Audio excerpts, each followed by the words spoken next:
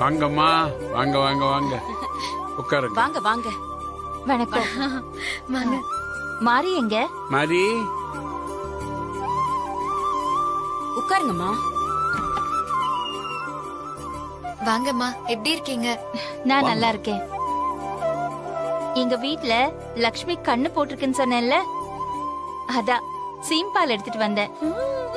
இத நீயும் சாப்பிடு, எல்லாருக்கும் கொடு. எனக்காக நீங்க சீம்பால் கொண்டு வந்ததுல எனக்கு ரொம்ப சந்தோஷம். அம்மா வீட்ல பசுமாடு கண்ணுக்குட்டி போட்டா மக வீட்டுக்கு தான் முதல்ல சீம்பால கொடுத்து அனுப்புவாங்க. நீ எனக்கு மக மாதிரி மாறி. அதனாலதான் நானே உனக்கு சீம்பால் கொண்டு வந்திருக்கேன்.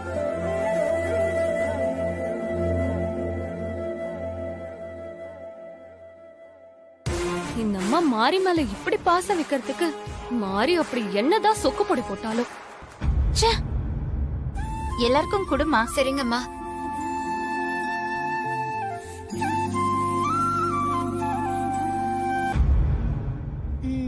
இந்தாங்க. எது எடுத்துக்கிறது? இது எடுத்துக்க. இதான் எடுத்துக்கோங்க. நான் அப்புறம் எடுத்துக்கிறேன். அவங்களுக்கு கொடு. சாப்பிடுங்க. அம்மா நீ எடுத்துக்கோங்க. முதல்ல குடு, அவருக்கு குடு, நான் அப்புறம் சாப்பிடுறேன். எனக்கு வேணாமா, நான் நிறைய வீட்டுல சாப்பிட்டுட்டேன். சூப்பர், நல்லா இருக்கு. மாரி, நீ எடுத்துக்க.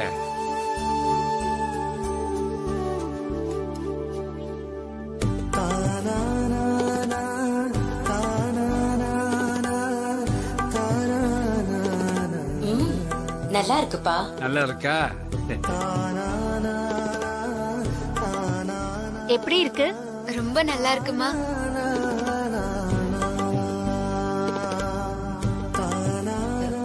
ஏ ஸ்ரீஜா, நீ அங்க நின்னுட்டு இருக்க? வா, வந்து சீம்பால் வாங்கிக்கோ வா.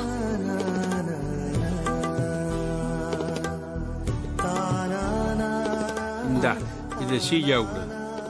இந்த கொடுங்க. இந்தா. ஷீஜா என்னுடைய 2வது பேத்தி. ஓ, மாரிக்கு தங்கச்சியா? அப்புறம் இன்னொரு விஷயமா, சொல்லுங்கம்மா. உனக்கும் சூர்யாவுக்கும் இன்னைக்கு நான் வீட்ல விருந்துக்கு ஏற்பாடு பண்ணிருக்கேன். அவசியம் நீங்க 2 பேரும் வரணும்.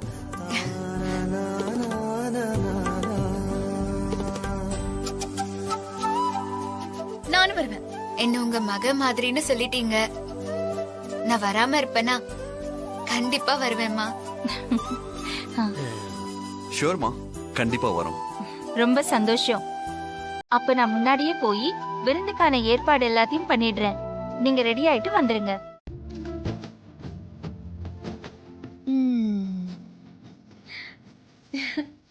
எப்படி? அதான் எப்படி? ஊருக்குள்ள போய் மாறி பேரு சொன்னாலே பைக் என்ன ராக்கெட்டே கிடைக்கும். சரி சரி, நேரமாச்சு, கிளம்புங்க. சரி, வா.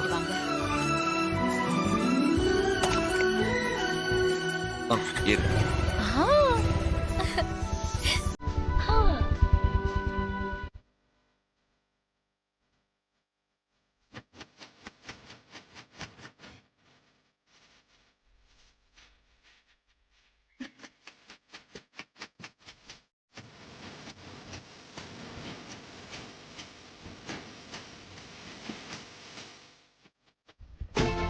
பார்த்து பத்திரமா கிளம்புங்க, போயிட்டு ரெண்டு வாங்க. பேரும். Bye.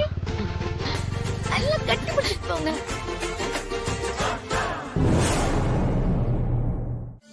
அண்ணே, அம்மா, அண்ணே, மாரி சூர்யாவை இன்னும் காணும். என்ன வந்துகிட்டு இருப்பாங்கம்மா. நீங்க வீட்டுக்குள்ள வந்து உட்காருங்க. வாங்கம்மா. இல்லண்ணே, நான் அவங்க 2 பேரையும் வாசல்ல நின்னு வரவேற்கணும். அம்மா, இதுக்கு முன்னாடி எத்தனையோ பேர் நம்ம வீட்டுக்கு வந்திருக்காங்க. அப்பெல்லாம் நீங்க வாசல்ல நின்னு வரவேற்கலையம்மா. இப்ப என்னம்மா புதுசா இருக்கு? அது என்னமோ தெரியல சண்முகண்ணே. மாரிய பாக்கும்போது என்னோட மனசுல ஒரு நிம்மதி, ஒரு சந்தோஷம் கிடைக்குது. அதனாலதான். அதோ வந்துட்டாங்கம்மா. ஆமாண்ணே. சந்தோஷமாமா? வாங்க தம்பி, வாங்கம்மா. வாங்க. வணக்கம்மா. வணக்கம். வணக்கம். வணக்கம்மா. வாங்க. வணக்கம். என்ன பைக்ல வந்திருக்கீங்க? கார் என்ன ஆச்சு? அது பைக்ல போனா ஜாலியா ஊரை சுத்தி பார்த்துட்டு போலான்னு ஹாசினி அக்கா பைக்ல போக சொன்னாங்க. அதனாலதான் பைக்ல வந்தோம்.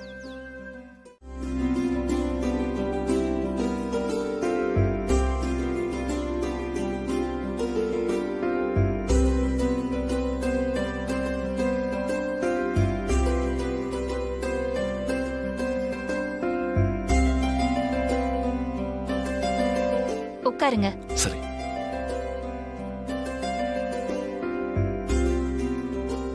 அம்மா, உங்களை மாதிரியே வீடும் ரொம்ப அழகா இருக்கு. அம்மா, நான் உங்களுக்காக ஸ்பெஷலா ஒண்ணு கொண்டு வந்திருக்கேன். உங்களுக்கு ரொம்ப பிடிக்கும்னு நினைக்கிறேன். அப்படியா? நீயே எனக்கு ஸ்பெஷல் தான் மாறி. நீ எனக்கு என்ன ஸ்பெஷலா கொண்டு வந்திருக்க? இந்தாங்க, எடுத்துக்கோங்கம்மா. வாங்கிக்கோங்கம்மா.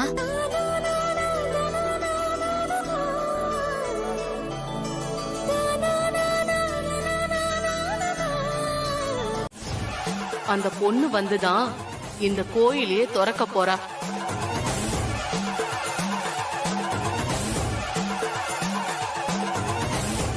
உனக்கு துணையா வரப்போறவ சாதாரண பொண்ணு இல்ல. நீ வணங்கக்கூடிய பேச்சியம்மன் உனக்காகவே அந்த பொண்ணை அனுப்பியிருக்காங்க.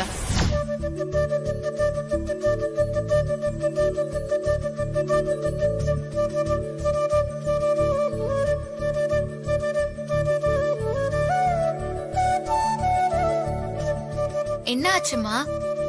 ஏன் அப்படி பாக்குறீங்க? இல்ல கோவில் பூட்டை உடைச்சதால ஏதாவது பிரச்சனையா? இல்ல இல்ல, அதெல்லாம் ஒண்ணு இல்ல. மா,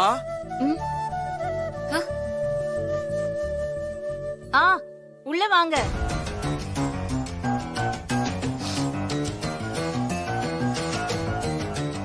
என்ன சாமியாடி, என்ன விஷயமா வந்திருக்கீங்க? ஐயா, பஞ்சாயத்து கூட்டியிருக்காங்க.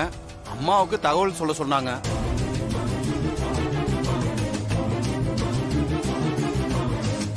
நீங்க போங்க, நான் வரேன். சரிங்கம்மா, வரம்மா. வாயா.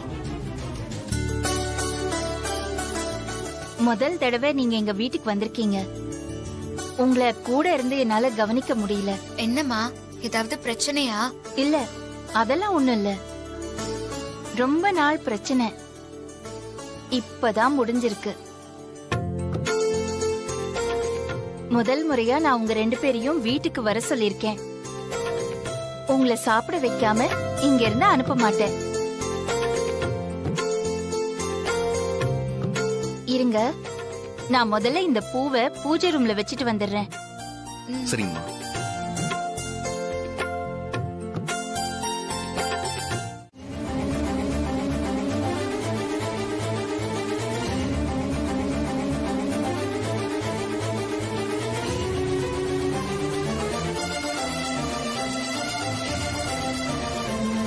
பூட்டை உடைச்சது நான் தான்.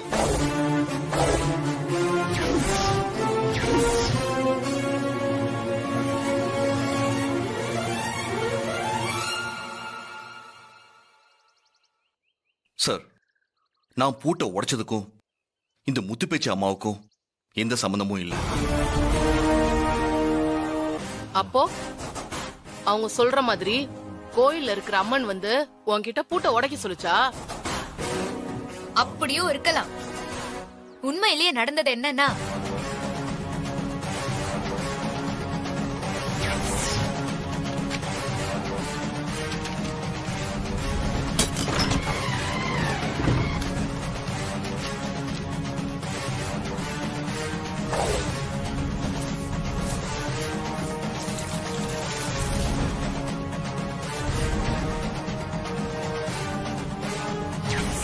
இதான் நடந்தது.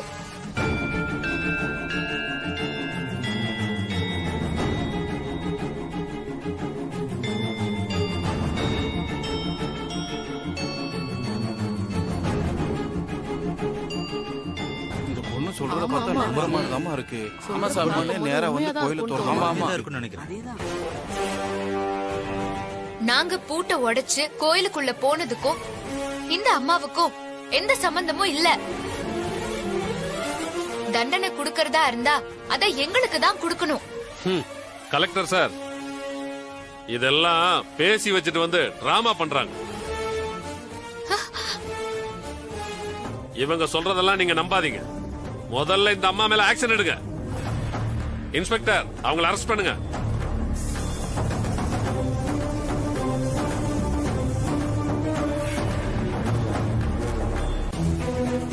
இவங்க 2 பேரையும் என் வீட்டுக்கு விருந்துக்கு கூப்பிட்டு இருந்தேன்.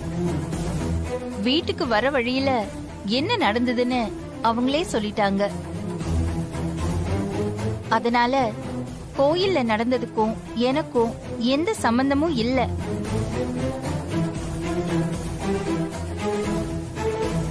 இதுக்கு முழுக்க முழுக்க கோயில்ல உட்கார்ந்திருக்கிற அந்த பேச்சியம்மன் தான் காரணம்.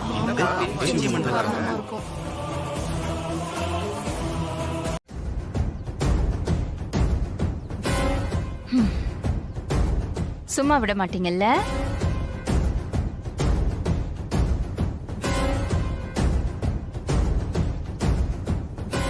நீங்க என்ன வேணாலும் பண்ணுங்க, அதையும் நான் பாத்துடுறேன்.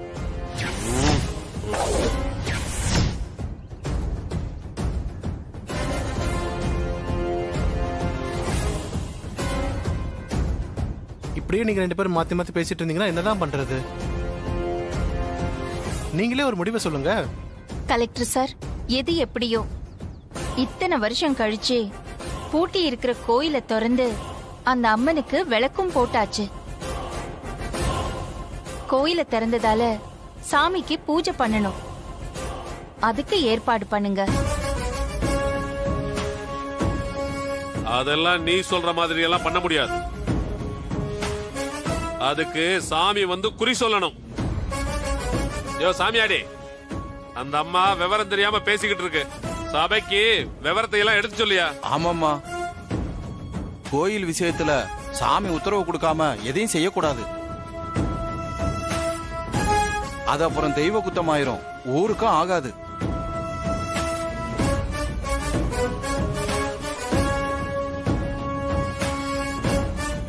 அப்புறம் என்ன, கோயிலை இழுத்து போட்டுங்க.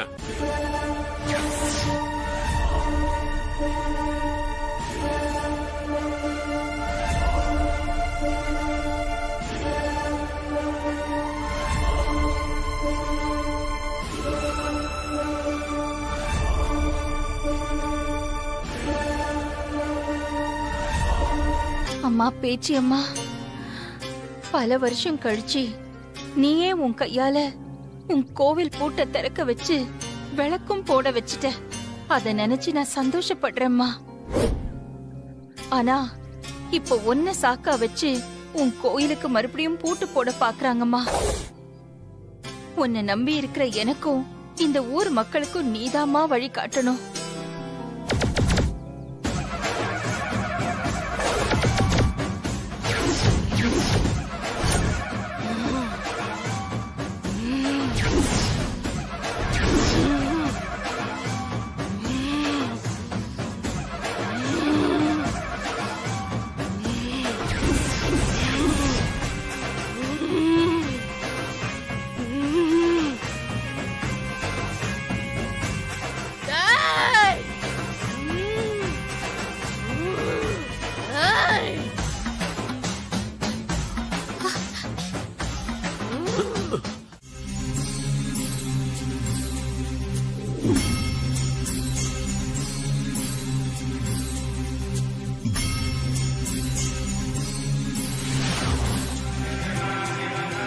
அம்மா, உங்களுடைய எத்தனை வருஷ போராட்டம் இன்றைக்கு வெற்றி அடைஞ்சிச்சுமா.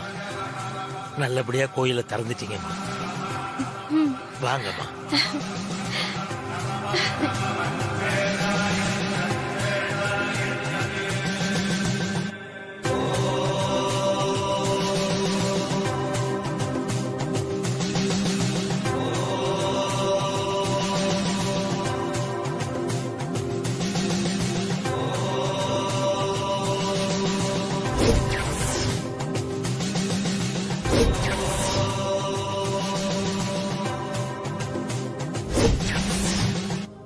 பேச்சியம்மா, பேச்சியம்மா.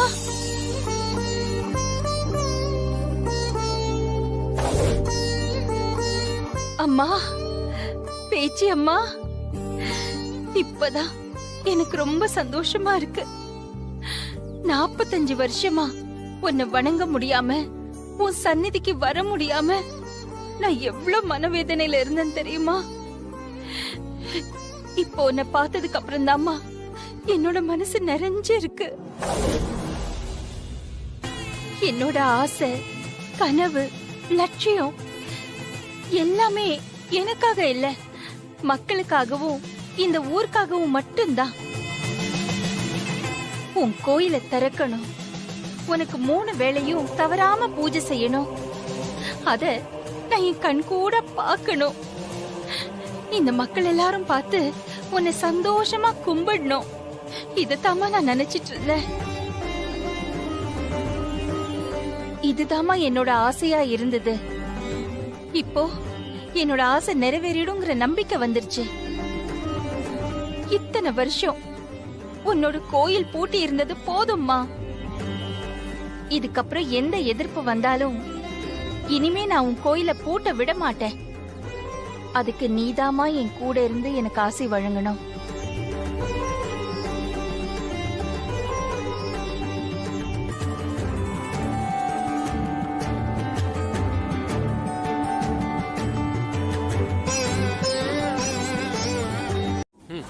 மாறி என்ன அவ்வளவு பெரிய ஆளா?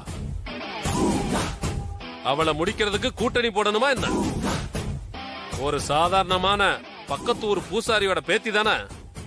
அவ கதைய நானே முடிக்கிறேன். மாரிய சாதாரணமா நினைக்காதீங்க.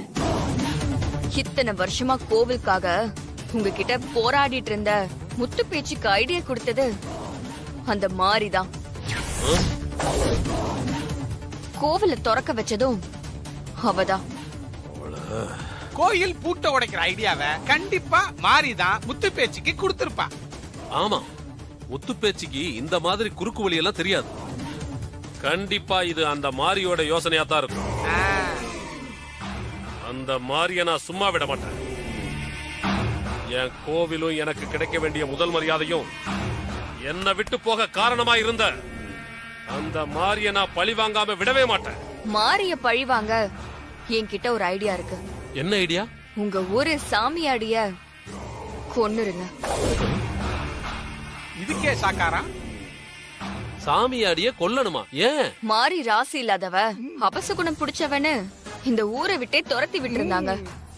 இப்ப அந்த மாரி உங்க ஊருக்குள்ள வந்து கோவில் பூட்ட உடைச்சு கோவில் கதவை திறந்து அம்மனுக்கு விளக்கேத்துனதுனாலதான் அந்த சாமியாடி இறந்துட்டாருன்னு பழிய மாரி மேல போடுங்க. முத்து பேச்சியும் இதுக்கு உடன்தானே சொல்லுங்க. என்ன யோசிக்கிறீங்க? ஒரே கல்ல 2 மாங்கா. உங்களுக்கு எதிரி மாரி முத்து பேச்சு 2 பேரையும் பழி வாங்கின மாதிரி இருக்கும்ல.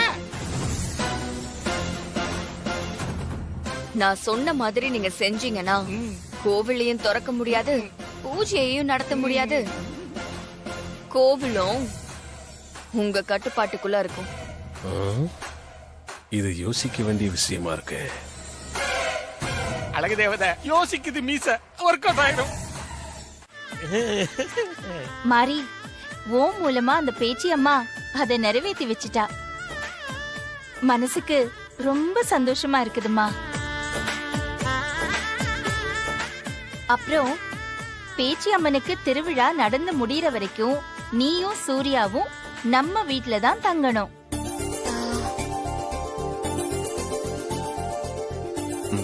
சரி சரிங்கம்மா, நாங்க இருக்கோம். சரிங்கம்மா.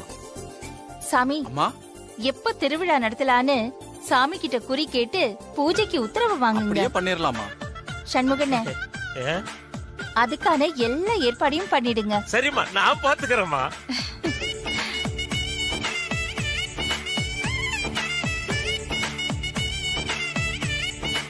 மாரியால என்னோட பல நாள் கனவு நிறைவேற போகுது. அத நினைச்சாலே மனசுக்கு ரொம்ப சந்தோஷமா இருக்கு. என்னோட தங்கச்சி முகத்தை பார்த்து 10 வருஷம் ஆச்சு. இப்ப அவ எங்க இருக்கா, எப்படி இருக்கான்னு தெரியலையே. ராசத்தி நல்லா இருப்பாக்கா, நீங்க எதுக்கும் கவலைப்படாதீங்க. நல்லா இருக்கணும். என்னோட ராசாத்தி எங்க இருந்தாலும் நல்லா இருக்கணும். அதத்தான் நான் தினமும் பேச்சி அம்மன் கிட்ட வேண்டிக்கிட்டு இருக்கேன். பேச்சி அம்மன் என்ன கைவிட மாட்டா. ஊருக்கெல்லாம் நல்லது பண்றவங்களுக்கு சீக்கிரமா ஒரு நல்லது நடக்கும்க்கா. ராசாத்தி சீக்கிரம் உங்களை தேடி வந்துருவா. ராசாத்தி போட்டோ கிடைச்ச உடனே எனக்கு நம்பிக்கை வந்துருச்சு வாணி. சீக்கிரமா என்னோட ராசாத்தி என்கிட்ட வந்துருவா. அது மட்டும் இல்ல, அவளோட குழந்தை என்ன பெரியம்மா பெரியம்மான்னு கூப்பிட்டு என்ன சுத்தி சுத்தி வரும்.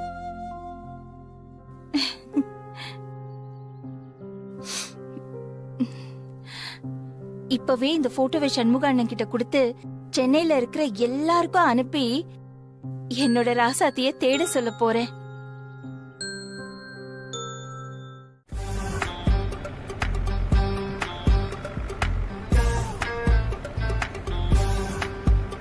ஆமா, முத்து பேச்சி அம்மா உங்க பெரியம்மாவா? என்ன திடீர்னு இப்படி கேக்குறா? முத்து பேச்சி எனக்கு பெரியம்மாவா இருந்தாலும் என்ன தூக்கி வளர்த்தது எல்லாம் அவங்கதான். ஓஹோ, அப்படியா? ஆமா, உனக்கு முத்து பேச்சிய தெரியுமா? பெருசா தெரியாது, ஆனா நீ சொன்னா நான் தெரிஞ்சுக்கிறேன். எங்க பெரியம்மாவை பார்த்தா ஊரே கையெடுத்து கும்பிடும்.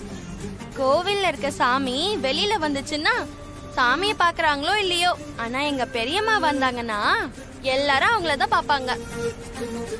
எங்க பெரியம்மாக்கு இருக்க ஒரே சந்தோஷம் நான் மட்டும்தான். உன்னை பார்த்தா எனக்கே சந்தோஷமா இருக்கு. உன்னோட பெரியம்மாவுக்கு இருக்காதா? அது எங்க பெரியம்மா முத்து பேச்சி எதுவா இருந்தாலும் சரி என்ன கேட்காம முடிவே எடுக்க மாட்டாங்க. அந்த அளவுக்கு என் மேல பாசம். ஓஹோ,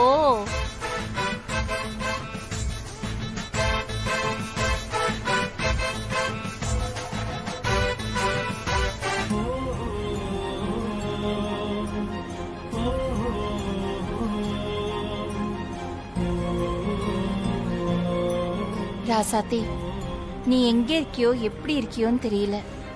உனக்கும் ஒரு பொண்ணு இருந்தா அவளுக்கும் இந்த வயசுதான் இருக்கும்.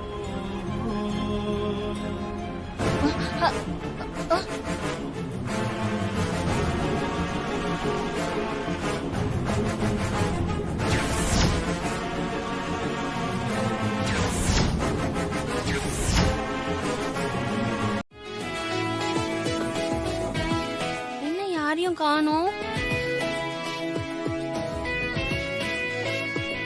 அம்மா வெளியே நிக்கிறாங்க.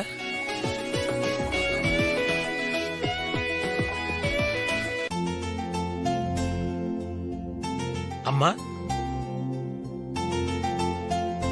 அம்மா, என்னம்மா வெளியில நின்னுட்டு இருக்கீங்க? வா, நீ போன் பண்ணான்னு அவசரமா கிளம்பி போனீங்களே, ஏதாவது நல்ல தகவல் கிடைச்சதாமா? கிடைச்சது சண்முகண்ணே. தங்கச்சி ராசாத்தியோட போட்டோ கிடைச்சிருக்கு. இனிமே நல்ல காலம்தாமா. இத்தனை வருஷமா திறக்காத கோயில திறந்தாச்சு, தங்கச்சி போட்டோவும் கிடைச்சிருச்சு. இனிமே நல்லதாதாம நடக்கும். ஆமா சண்முகண்ணே, எல்லாம் மாறி வந்த நேரம்தான். குறி சொல்ற அம்மா சொன்ன மாதிரி மாறி அந்த பேச்சி அம்மனோட மறு உருவம்னு நினைக்கிறேன். அம்மா, அம்மா, தங்கச்சி போட்டோ கொடுங்கம்மா. தங்கச்சி முகத்தை பார்த்து பல வருஷம் ஆச்சுமா. எவ்வளவு அழகு! ஐயோ, ஏன் கட்டையை போட்டுடும் போல இருக்கு. அண்ணே, இந்த போட்டோவை சென்னையில இருக்கிற நமக்கு வேண்டியவங்களுக்கு எல்லாருக்கும் அனுப்பி வச்சு ராசாத்திய கொஞ்சம் தேட சொல்லுங்கண்ணே. சரிங்கம்மா, இப்பவே அந்த வேலையை பாக்குறமா. அம்மா, அந்த கவரு. அம்மா, ஒன்னும் கவலைப்படாதீங்கம்மா. தங்கச்சி போட்டோ தான் கிடைச்சிருச்சுல்லம்மா. சீக்கிரம் தேடி கண்டுபிடிச்சு நம்ம வீட்டுக்கு கூட்டிட்டு வந்துடலாமா. அண்ணே, தங்கச்சி போட்டோ கிடைச்ச உடனே எனக்கும் அந்த நம்பிக்கை வந்துருச்சுன்னு. இப்ப நான் ராசாத்திய நினைச்சு கவலைப்படல. அவளோட குழந்தைக்கு இப்போ ஒரு 8 வயசு இருக்கும்ல. அதே வயசுல ஒரு சின்ன பொண்ண நான் பார்த்தேன். அந்த குழந்தைய பார்த்ததும் எனக்கு ராசாத்தி குழந்தையோட ஞாபகம் வந்துருச்சுன்னு. அம்மா, தங்கச்சி கிடைச்சா கூடவே அந்த குழந்தையும் கிடைச்சிட போகுது. நீங்க ஒண்ணும் கவலைப்படாதீங்கம்மா. அம்மா, அப்புறம் இன்னொரு விஷயமா. என்னன்னு? மாரியோட வீட்டுக்காரரும் உங்களை தவிர வீட்டுல வேற யாருமே இல்லையான்னு கேட்டாங்கம்மா. நான் நம்ம தங்கச்சி ராசாத்திய பத்தி மேலோட்டமா சொல்ல வேண்டியதா போச்சு. அதனால என்னன்னு? பரவாயில்ல, விடுங்க. சரிம்மா, சரி. நான் போய் போட்டோவை சென்னைக்கு அனுப்புற வேலையை பாக்குறப்பா அந்த கவரை கொடுங்கம்மா. சரிங்கம்மா.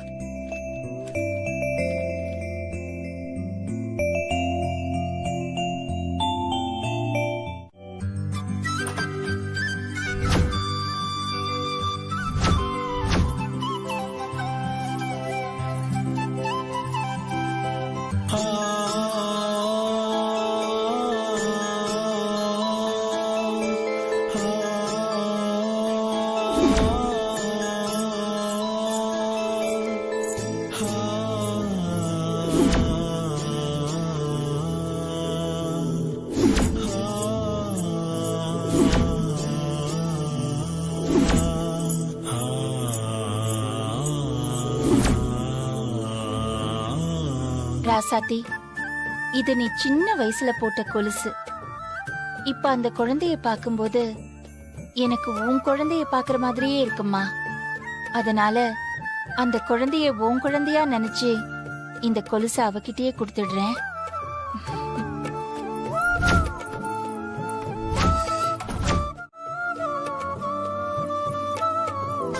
இத பாத்தியா? கொலுசு.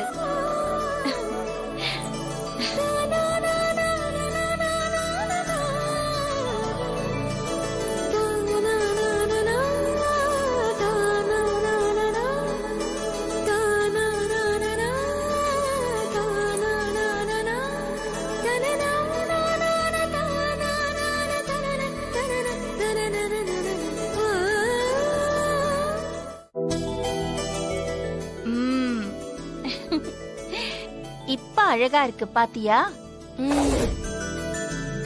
கொலுசு இல்லாம நடக்க கூடாது என்ன? சரி. சமத்து. மாரி, கூட்டிட்டு போ, சாப்பாடு கொடு. வா.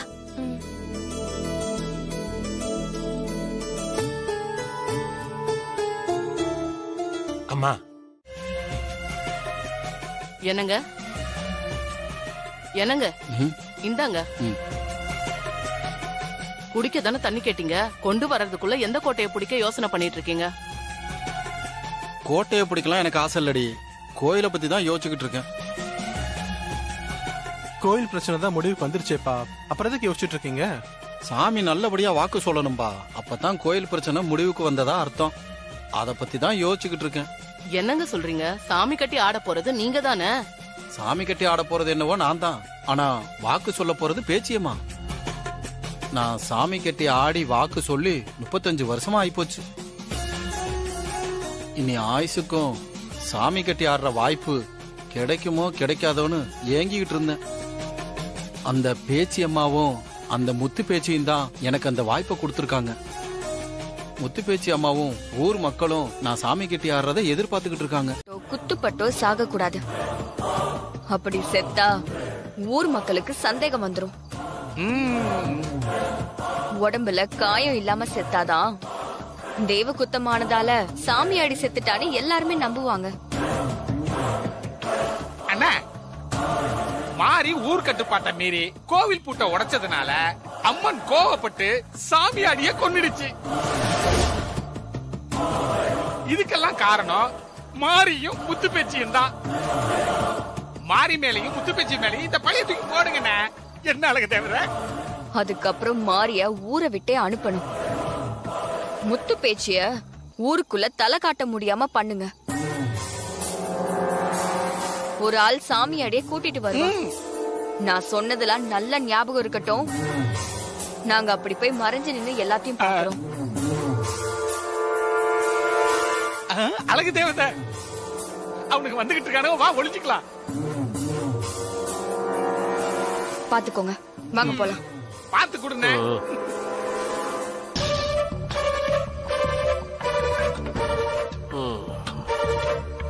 அண்ணா நீ போப்பா. சரிங்கண்ணா. ஏன் சாமியாடி அங்கேயே நிக்கிறீங்க? வாங்க பக்கத்துல. ஐயா அவசரமா வர சொன்னீங்களா? என்ன விஷயம்? ஆமா சாமியாடி, நாளைக்கு நீ சாமி கட்டி ஆட போற இல்ல? ரொம்ப வருஷம் கழிச்சு சாமி கட்டி ஆட போற. ரொம்ப சந்தோஷமா இருக்கு சாமியாடி. அந்த சந்தோஷத்தை கொண்டாடத்தான் நான் உன்னை இங்க வர சொன்னேன்.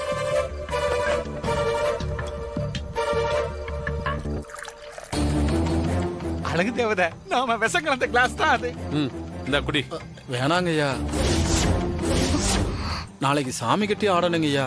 நாளைக்கு தானே சாமி கட்டி ஆட போற, இப்ப குடிக்கலாம், தப்பில்ல. வாங்கிக்க சாமியாடி. ஐயா அது வந்து எனக்கு நீ கொடுக்கற மரியாதை இதுதானா சாமியாடி? இந்தா. கோச்சுக்காதீங்க ஐயா, நான் குடிக்கிறேன் ஐயா. ஐயா ஒரு நிமிஷம் ஐயா.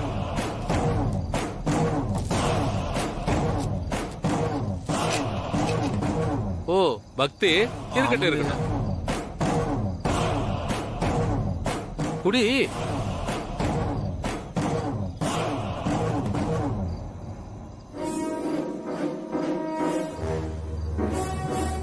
அழகு தேவதை, நாளை காலையில இவன் சாமி கிட்ட போய் நேரடியாவே சாமி ஆட போறான்.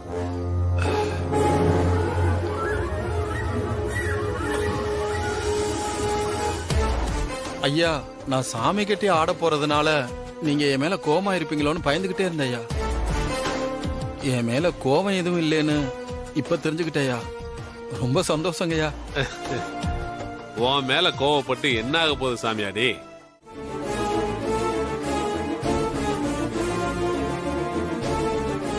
நல்ல தெம்பா இருந்த சாமியாடி இப்படி திடீர்னு செத்து போனார்னா அதுக்கு காரணம் தெய்வ குத்தம் தான். ஆமா ஆமா, பேச்சம்மா கோவக்கார தெய்வம். நல்லா இருந்த சாமியாடி சாவுக்கு பேச்சம்மா கோவம் தான் காரணம்.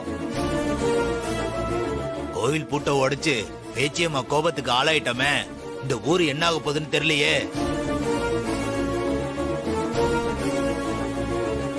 பாவம், அந்த சாமியாடி செத்து போயிட்டாரு. ஆனா இதுக்கெல்லாம் காரணம் இந்த பக்கத்தூர் பொண்ணு மாறிதான்.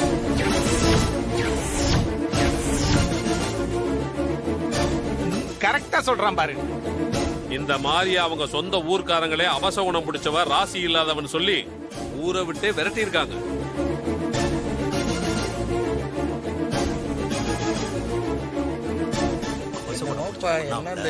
அவசகுணம் பிடிச்ச இந்த மாதிரி கைப்பட்டதுனாலதான் சாமி குத்தமாயி போச்சு. அதனாலதான் இப்ப சாமியாடி குறி சொல்றவரு பலியாயிட்டாரு.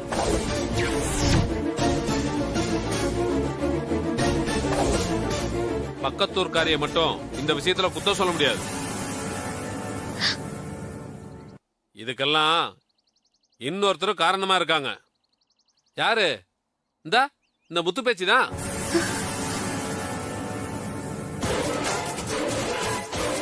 உங்க எல்லாருக்குமே தெரியும், சட்டப்படி பேச்சியம்மா கோயில திறக்கவே முடியாது. இந்த முத்து பேச்சு தான் குறுக்கு வழியில கோவில திறக்கிறதுக்கு மாறி கூட சேர்ந்து இப்படி எல்லாம் பண்ணிருக்கா. சக்கர, யார பார்த்து என்ன பேசிட்டு இருக்க? பார்த்து பேசு, அப்புறம் நல்லா இருக்காது.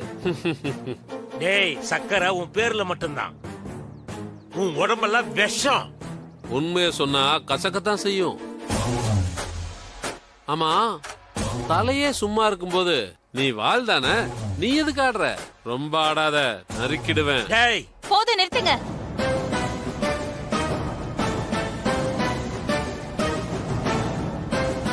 சத்தமா பேசுறதுனால நீங்க சொல்ற பொய்யெல்லாம் உண்மை ஆகாது.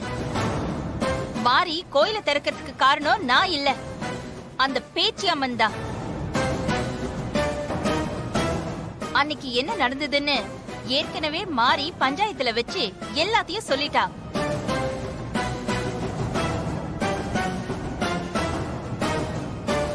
அப்புறம் எதுக்காக மாரிய இதுல சம்பந்தப்படுத்தி பேசுறீங்க? என்ன அழகு தேவதை, அந்த முத்து பேச்சு வக்கீல் மாதிரியே பாயிண்ட்களை எல்லாம் புடிச்சு புடிச்சு பேசுது. சாமியாடியோட இறப்புக்கு மாரியோ இல்ல பேச்சி அம்மனோ காரணம்.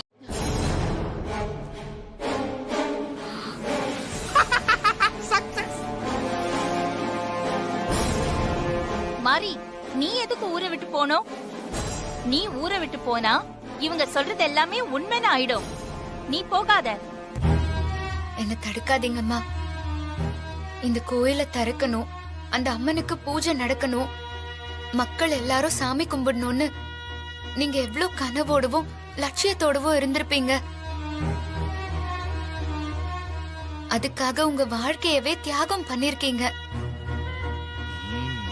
நான் இங்க இருந்தா உங்களோட இத்தனை வருஷ போராட்டம் தியாகம் இதுக்கெல்லாம் அர்த்தம் இல்லாம போயிடும்.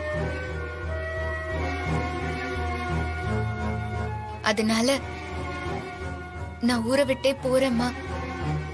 என்ன தடுக்காதீங்க.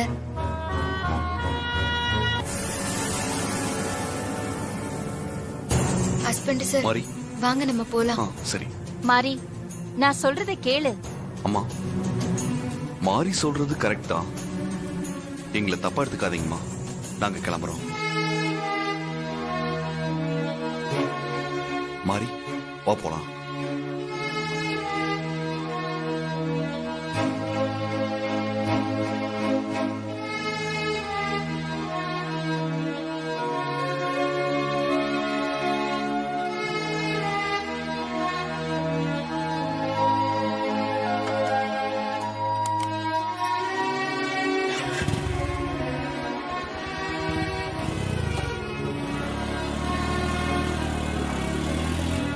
சூப்பர் அழகு தேவதை, ஒரு விக்கெட் காலி. நெக்ஸ்ட் என்னன்னு பாப்போம்.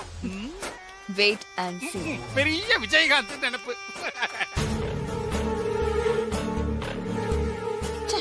முத்துப்பேச்சி அம்மா, ஒரு நிமிஷம் நில்லுங்க.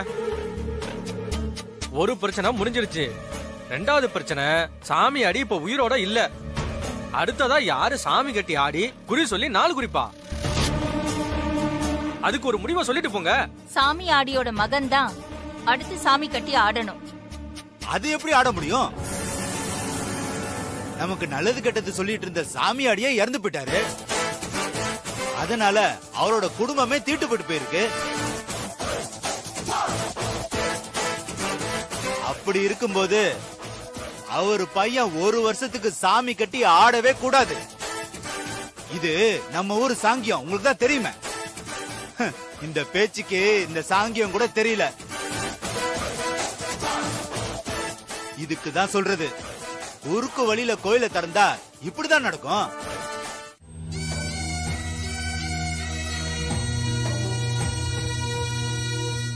பேச்சி அம்மா அவங்க உயிரை பத்தி கவலையே இல்லைன்னு சொல்றாங்களே ஹஸ்பண்ட் சார். இப்ப என்ன பண்றது? பேசாம அவங்க கிட்ட உண்மையை சொல்லிடலாமா? உண்மையை சொன்னா கூட அவங்க முடிவை மாத்திக்க மாட்டாங்க மாரி. இன்னும் உறுதியா தான் இருப்பாங்க. அவங்கள ஆபத்துல இருந்து எப்படியாவது காப்பாத்தணும் ஹஸ்பண்ட் சார். அதுக்கு ஏதாவது ஒரு யோசனை சொல்லுங்க. அவங்க உயிருக்கு யாரால ஆபத்துன்னு தெரிஞ்சதுன்னா ஏதாவது செஞ்சு காப்பாத்திடலாம். ஆனா அது எப்படி தெரிஞ்சுக்கிறது?